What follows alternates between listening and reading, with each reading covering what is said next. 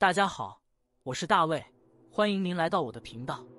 今天我很高兴向您介绍一种被称为开花机器的泼墨石斛兰。不论您是花艺新手还是经验老道的园丁，泼墨石斛兰都是一种容易管理且非常友善的兰花品种。在正式介绍石斛兰之前，我先将上期介绍鸳鸯视频中的问题答案公布一下。这种头冠呈绿色，眼睛为红色，看起来与鸳鸯相似的水鸟名为林鸳鸯，也称树鸳鸯、美洲鸳鸯或美洲木鸭。林鸳鸯是鸳鸯属仅有的2个物种之一，与鸳鸯外形十分相似，体型比鸳鸯要大上一圈，但它没有鸳鸯那独特的帆状饰羽。它们生活在北美地区，希望您能记住这种美丽的水鸟。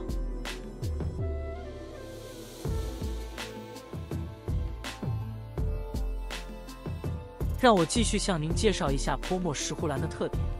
根据开花季节和开花位置来划分，泼墨石斛兰归类为秋季石斛类别。它是在秋季石斛的杂交后代和祖培扩繁中出现的一种兰花。最为常见的是白色为主色，花瓣和花萼边缘呈现红色放射状斑纹的品种，还有红色为主色，花瓣和花萼边缘有白色放射状斑纹的品种。这2种类型的花朵颜色搭配截然相反，一种红白交错，另一种则是白红相映。这些类型秋石斛的个体花色非常特别，花朵颜色红白相间，颜色反差大，具有层次感，深受兰花爱好者的喜爱。因为花纹类似绘画中泼墨的特征，所以被称之为泼墨秋石斛兰。泼墨秋石斛兰颜色除了红白相间的类型，也有红绿相间、紫白相间等类型。泼墨石斛兰属于秋石斛，但在适宜的温度和光照下，它不仅限于秋季会开花。今年气温异常炎热，我为了遮挡阳光，在窗户上安装了遮阳挡。由于光照减少，并且室内温度保持在32度以下，一盆泼墨石斛在7月份就开始开花，并持续开放至现在的11月份。泼墨石斛兰的花枝通常从每年新长出的假鳞茎顶端的叶子之间抽出，几乎每个新生芽都可能长出花枝。开过花的一些假鳞茎在第2年可能还会长出花枝，因此，随着植株的年龄增长，可以开花的假鳞茎会逐渐增多，开花量也会不断增加。只要提供足够的养分和水分，保持适宜的温度，泼墨石斛兰便会轻松开花，花开爆盆也不是很难。泼墨石斛兰看起来叶子比蝴蝶兰更细，但实际上比蝴蝶兰更容易养护，几乎不会受到病虫害的侵袭，对于养花新手而言非常友好。遵循以下几点建议，即使是初学者也能体验到盆栽繁花的喜悦。关于粪株繁殖的细节，我会在节目的最后一部分加以讲解。首先，光照的管理十分重要，尤其是需要避免泼墨石斛兰叶片受到强烈阳光直射的情况，特别是在夏季。如果不谨慎遮挡阳光，叶片容易晒伤。因此，选择有散射光的环境放置泼墨石斛兰是个不错的选择。在夏季以外的时间里，早晨的阳光直射通常不会对植株造成不良影响。适度的光线有助于植物进行光合作用，同时也是开花的必要条件。在特定温度条件下人为缩短光照时间，有刺激开花的效果。因此，关键是根据自身种植环境，确保提供适宜的光照条件，这是迈向成功的第一步。第2点建议是根据种植环境选择适宜的培养介质。在干燥的环境中，推荐使用水苔，它保水性好，同时也有良好的透气性。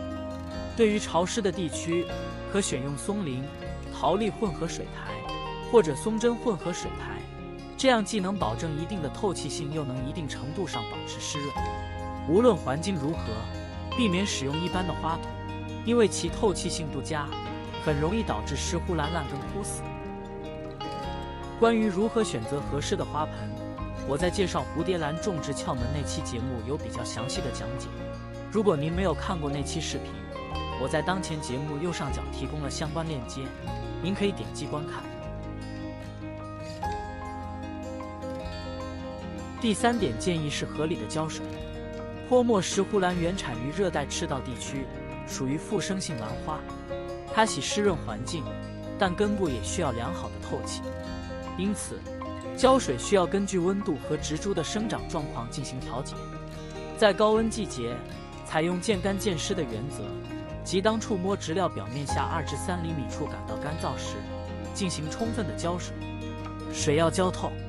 当环境温度降至10度以下，兰花基本处于休眠状态，此时减少浇水，等到植料表面2至3厘米以下变干后再浇。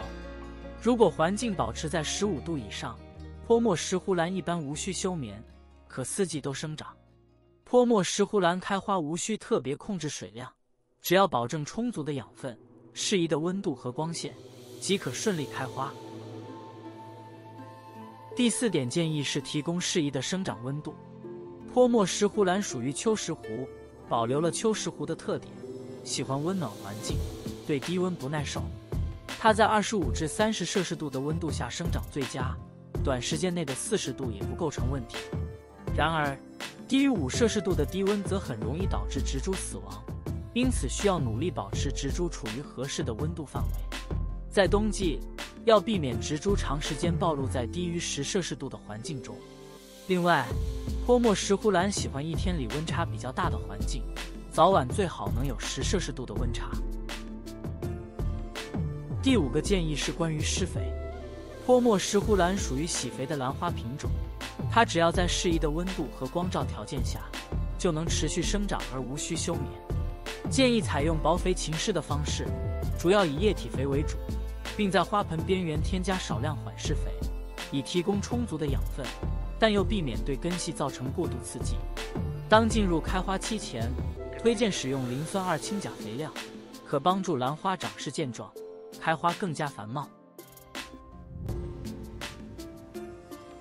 在花后修剪方面，主要是修剪残花和有病的叶子，通常不需要修剪花梗及假鳞茎，因为兰花的假鳞茎本身具有储存养分和水分的功能，可以继续生长。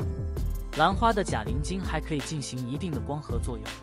至于繁殖，一般采用分株的方法，将假鳞茎分离，注意不要破坏根芽。在干燥的环境下，分离伤口可以不做处理，然后用水苔包裹即可完成分株繁殖。通常分株后约3到4个月之后，新芽就会长出。在我这几盆兰花中，我在7月进行了分株，在10月31日拍摄视频时，已经长出了几个新芽。这些新芽有些是从底部长出的，也有些是从上部长出的高芽。这些新芽可以继续分离并进行独立栽培，一盆兰花就可以繁衍成多盆。这种普通分株法繁殖速度较慢，但现在还有一种倒立栽培分株的方法，通过破坏顶端优势，可以将繁殖效率提高3到5倍。由于该方法涉及专利，我无法进行详细介绍，但对此有兴趣的花友可以自行查询了解。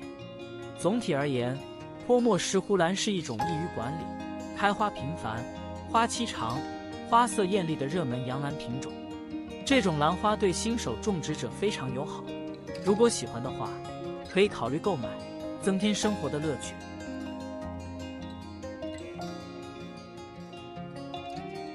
感谢您看到节目最后，节目中有不对的地方还请您留言指正，也希望您能订阅我的频道，期待与您在下一期节目再见。